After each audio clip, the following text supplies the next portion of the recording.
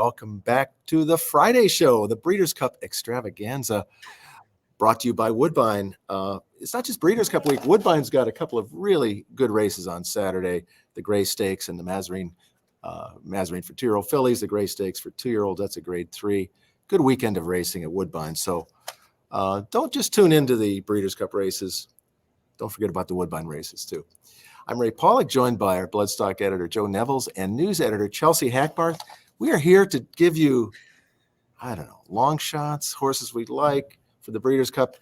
It's an unusual Breeders' Cup. This is the 40th one, and it's the first time in the 40 years that the Classic will not be the last race of the day, the last Breeders' Cup race of the day. There have been other races after the Classic, but not Breeders' Cup races. Contractual things with NBC. They couldn't carve out a long enough window, apparently. So the last two Breeders' Cup races will be the Turf Sprint and the Sprint. The Classic itself will go at 6:40 p.m. Eastern time. Delay your dinner a little bit that night, and it's going to be a great day of racing. Of course, kicks off on Friday with Future Stars Friday, 5 Breeders' Cup races, all for 2-year-olds, including the Sprint, Juvenile Fillies, Fillies Turf, Juvenile Fillies Turf, Juvenile, and Juvenile Turf. Where to begin? Joe, what is the race that you're really looking forward to seeing more than anything else?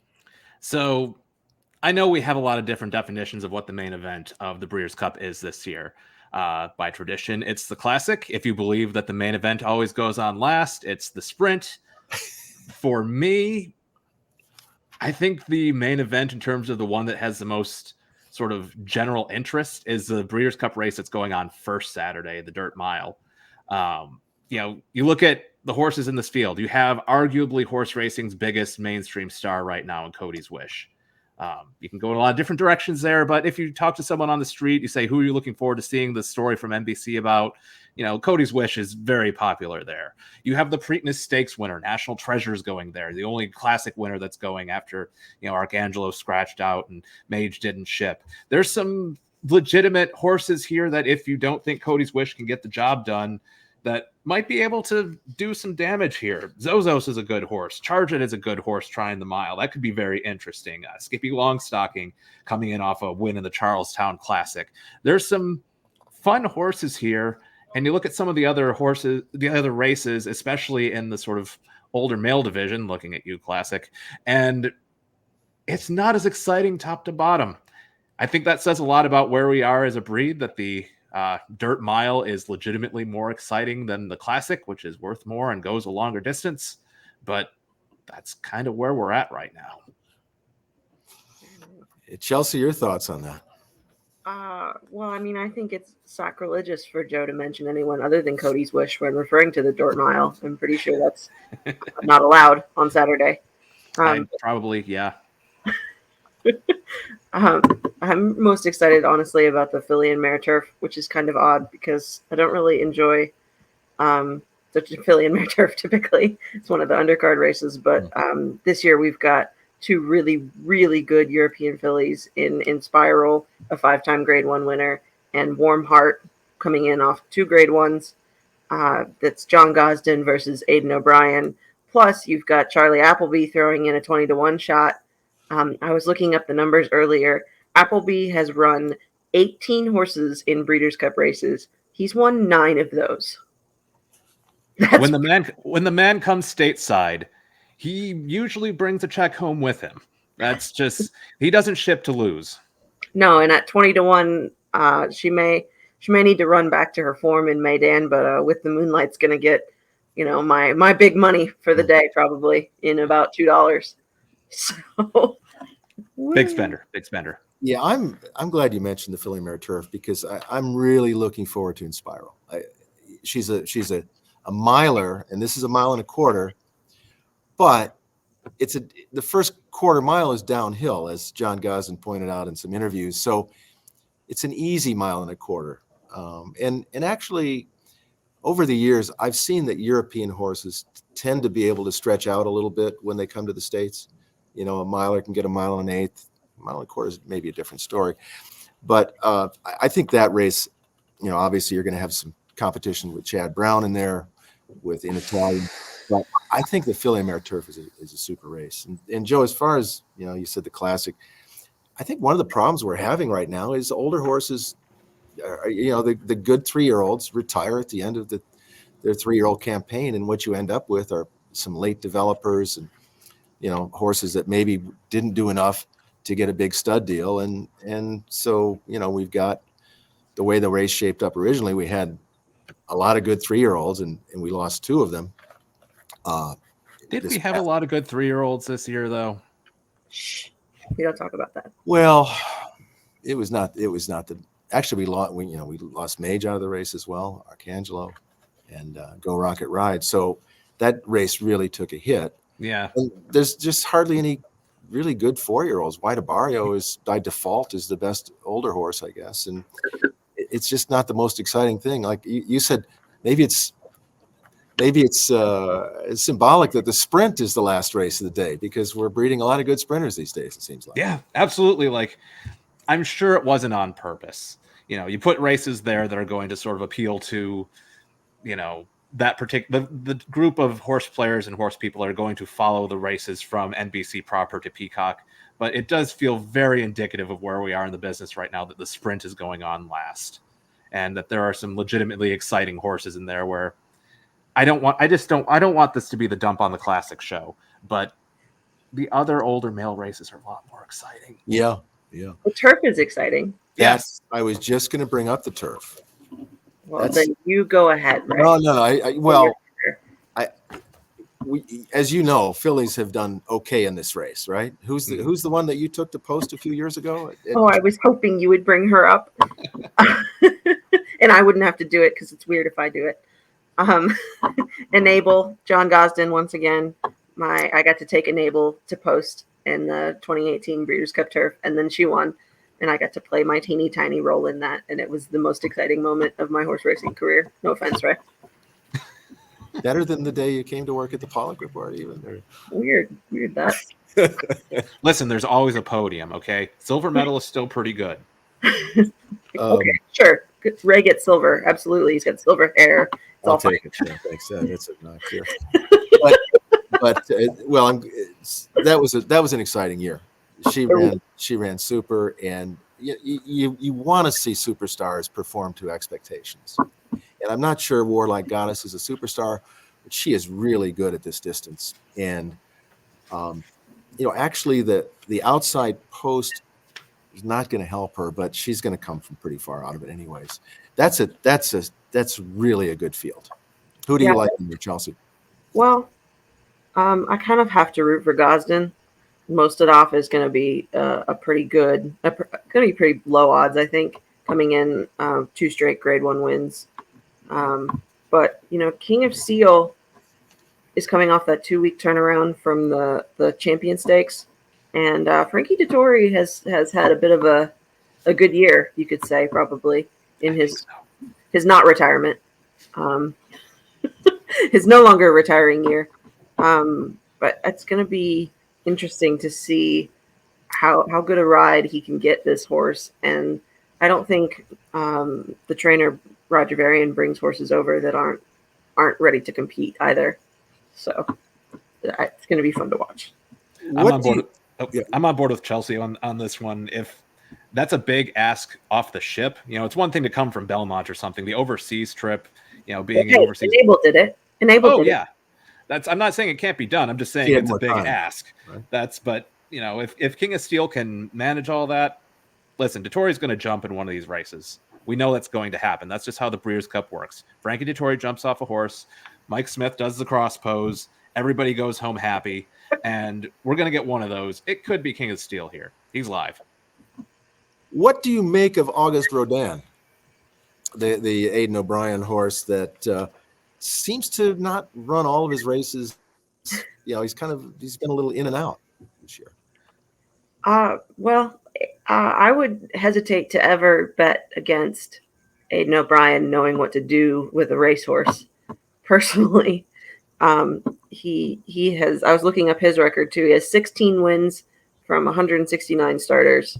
So he's also, fairly good at this game. He and Appleby both had multiple winners in 2022. I just would be really. I don't want to bet against any of them. Can I bet for all of them? I just want all of them to have a good time. I just want them all to win. Can't they all get a dead heat? It's great. I think it says something about the strength of the Europeans that a horse like Gold Phoenix, who has something of a home field advantage, a Phil D'Amato horse based here in Southern California, he's 30-1 in the morning line. And, he's won some good races here in the States. So that race is probably as deep as any. Another 30-1 is our old friend Broom, the 7-year-old. Good old Broom. How many different races has that horse run now? I believe he's up to 30 races and 38 races. Wow. Pardon me. Broom is the old man, and when those Aidan O'Brien horses come out in single file in the morning, I don't know how many there were, a dozen or so. They always Aidan puts Broom at the front because he's the experienced veteran, and he's showing a lot of the younger kids what you're supposed to do, how you're supposed to act in the morning, and that is a sight to behold when those horses come out and march single file, the Aidan's army. You got to love the old player coach angle there. That's something you got to pay attention to here. Interesting to note, Broom adding blinkers for this race. Really? Yeah, blinkers on according to DRF past performances. So I noticed that, and I just thought something must have, like, why wait until now to do it? And yeah, somebody's got a light bulb going somewhere. Yeah. Well, the elephant in the room here is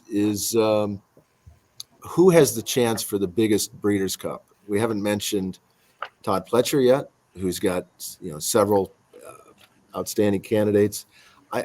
In the juvenile, I thought Locked looked really good winning his race at Keeneland. Mm-hmm.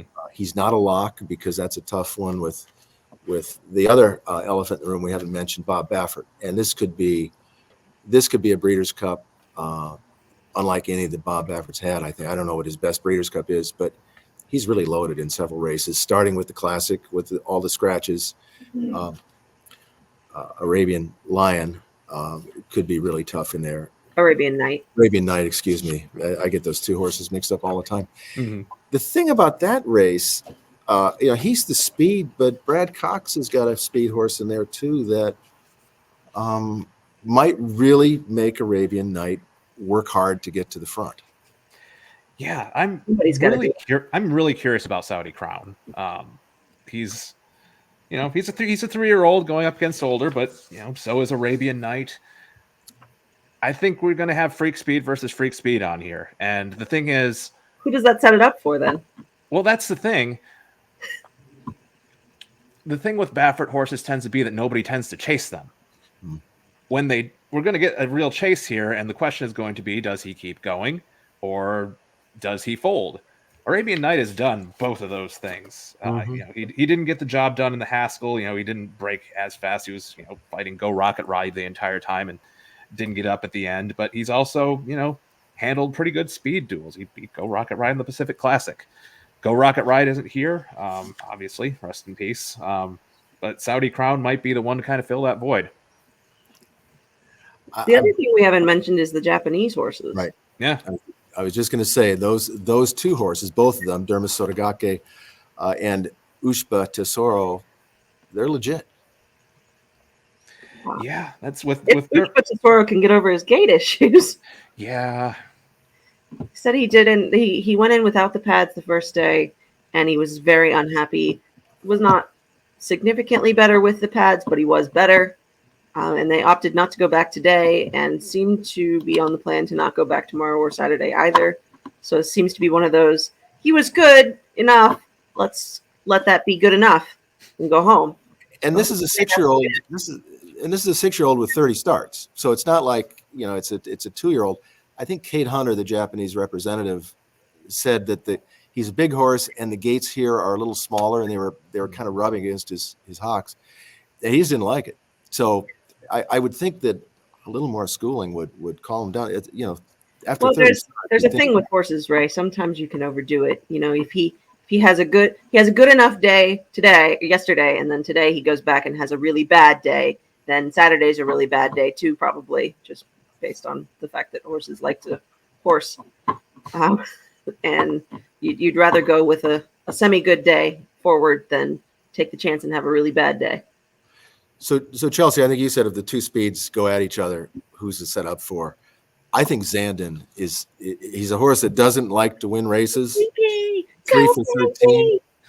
But this could set up really well for him. Frankie will be aboard him for Chad Brown. And I think Zandon could be the horse that closes if the speed horses don't keep going. I mean, I'm down for seeing Frankie Dettori jump off a horse in the Classic. I'll sign up for that. Now, one more thing I want to note about the Japanese horses here. Looking at Dermasoto Gake, I absolutely love that horse in the Derby, but I'm looking at his past performances, and I see that he hasn't raced to the Derby since the Derby. Is this the first instance of someone completing the Kentucky Derby and saying, we're going to train up to the Breeders' Cup Classic? No, they did not train up to it. They intended to have another start, and I can't remember exactly what happened, but he missed it. So they trained up to it by default. Oh, yeah. I don't know if I've seen the Derby to Classic angle before, and just with as far out as we're training up to race. Get used to it. This is going to become more common, I think. It is. It really is. Well, the great thing about it is that when the horses hit the finish line for the Classic and they hand out the trophy, the day isn't over. We'll still have a couple more. And they'll be fast because they're sprinters. All right. Well, that's going to do it for the Friday show. Any parting shots? Here's a horse that's 30-1 that I think has a big chance. I'm going to encourage readers, viewers, listeners to go to the PaulickReport.com website on Thursday and Friday. I guess this is a Friday show. Just go on Friday and view the Haiku Handicapper. My Haiku Handicapper picks where I handicap every individual horse in the Breeders' Cup Juvenile and the Breeders' Cup Classic in 3-line poems of 17 syllables. If you want to know who I'm picking for both the Juvenile and the Classic, that's where you want to go. It took you 5 minutes to explain 17 syllables. That's ridiculous. Listen, I'm verbose when it counts, okay? Actually, we're filming this on Thursday, and we're sending out Friday's haiku today, but you can still see it at the Paulick Report. Am I correct? Yes. It'll still be there. We will not delete it. It's not going to mold, no. Probably. Well, the windows behind me are closed right now, but they're going to be open tomorrow. Of course, everybody bets on their phone, so I'm not really sure what the purpose of windows are anymore. But you can stick your head through them and look. Stock up those ADW accounts and tune in to the various networks that are showing. FanDuel will have it, of course, but I think the Classic will be on FanDuel, USA Network, NBC, Peacock, other birds will be having it too. So that is gonna do it for this week's Friday show. Have a great Breeders' Cup.